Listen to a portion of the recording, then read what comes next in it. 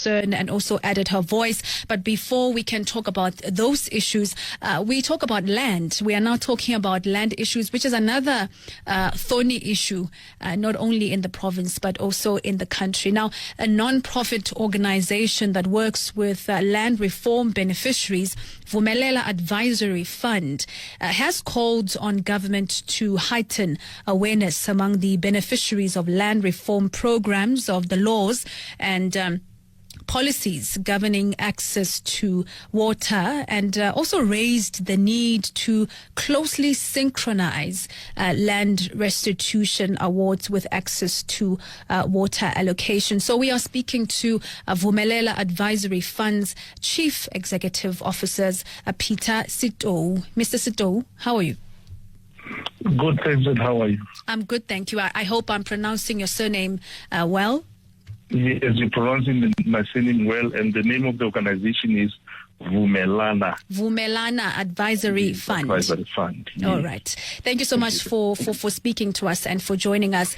So, tell us more about this initiative. Especially, first of all, let's get this one out of the way. How is the lack of water use rights affecting land reform beneficiaries? Thank you very much for having me once again. I mean, water is an important resource, particularly in agricultural space and for land reform more broadly.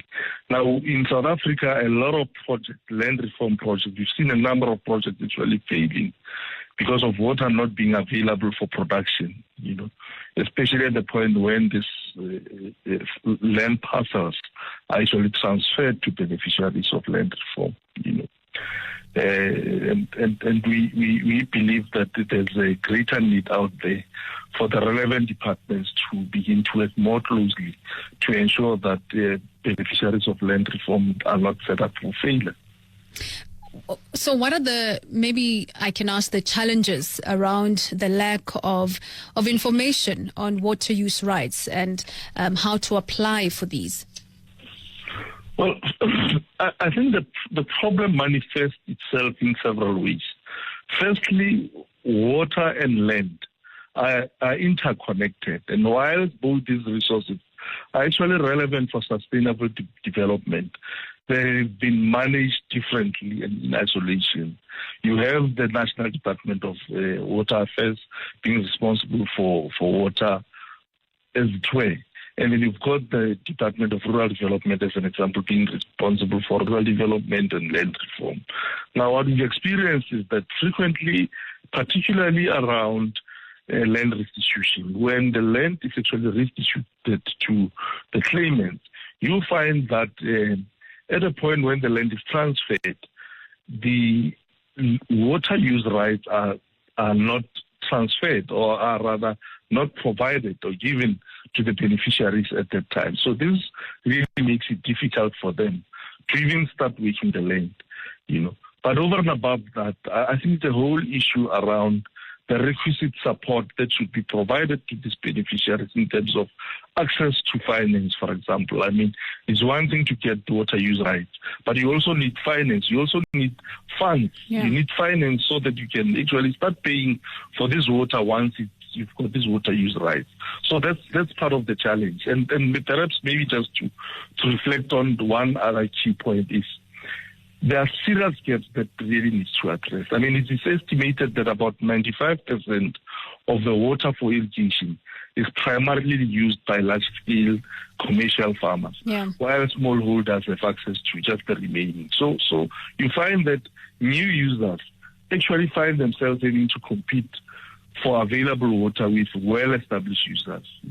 And lastly, you find that over and above that, the new landowners, because of the history that we come from, we don't really understand this water governance regime. So it's important to create awareness around the water governance regime.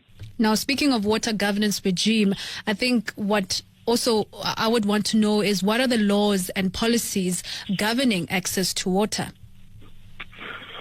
Well, there are a number of policies that have been put in place for transformation really. I mean, we've got the new act that was passed a couple of years ago around that, and there are a number of policies that have been put in place. But I don't think the challenge that we've got as a country is lack of policies and legislation. We do have policies and legislation in place. I think what is really lacking is ensuring that we enforce the legislation that we've got in place, to ensure that we create awareness, to make sure that we address the backlogs, for example, in allocations and licensing, and ensure that the targets that we are falling short of, we try to meet those, because this, in a sense, just limit contribution for productivity to the beneficiaries as well. Any ways that beneficiaries of land reform program can apply for water use rights? Well, water use rights falls within the domain of the Department of Water Affairs. So the first thing that beneficiaries of land reform needs to do is to get in contact, first and foremost, with the Department of Land Affairs. I mean, their website, I don't know their website by heart, but I think they can Google and literally get the contact details of the department and contact them to say they need information on water use rights. They also need some guidance around how to apply for this, because you can get this information, but if you are not getting guidance on how to apply for this water use rights, you are actually being set up for failure, because the forms can be somewhat complicated for some of our people. Now, Mr. Setou, I would guess that there are challenges when it comes to applying for water use rights. What are those challenges? And also, how can that be addressed to make it simpler, to make it easier? Well, firstly, I think there must be programs that are put in place, communication and educational programs that are targeted towards beneficiaries of land reform, to make sure that, first and foremost, they are aware of this water use rights and the regime governing that.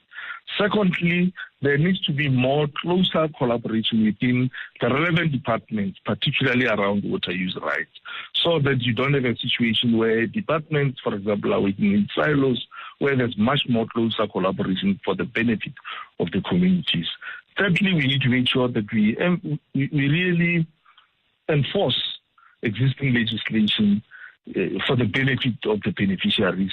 They need some level of support, so that, as I've said, you find that majority of the water use rights happen to reside with large-scale commercial farmers. So it's a highly competitive space. You need new players to be supported so that they can play in that space, otherwise, if you leave them just to compete for available water rights with well-established users, you are really making it very difficult for them to even have limited access to these rights. So this also makes reallocation somewhat very challenging for them. So most importantly, at the planning stage of land reform programs, it's important to ensure that water use licenses are integrated at the point of transfer. Now, as the country heads closer to some of the targets set for land reform in line with the National Development Plan, what needs to be done to probably revive the land reform program to unlock economic opportunities? There are a number of things that we need to do. As a starting point, the NDP, amongst others, argues that agriculture is the primary economic activity in rural areas and has the potential to create 1 million new jobs by 2030.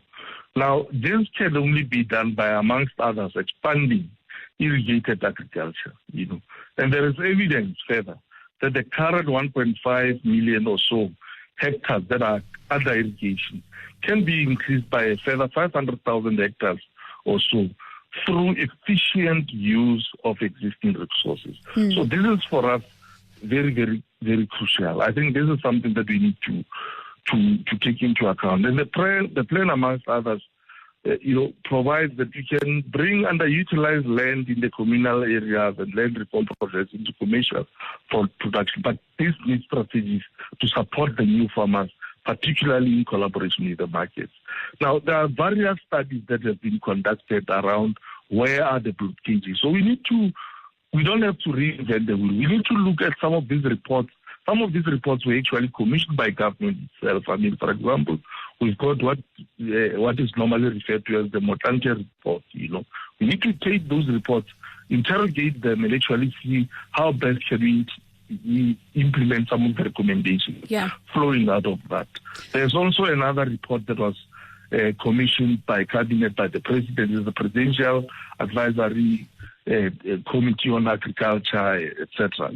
Those are the reports that we need to interrogate and see how best and how quicker can we implement them so that we can deal with the remaining challenges. All right. Mr. Setou, thank you so much for speaking to us, Chief Executive Officer at Vumelana Advisory Funds. I hope I said it correctly this time. That's correct. Thank you very much for having me. Good evening. 43 after 7 o'clock, you are still listening to Capricorn Talk. If you have just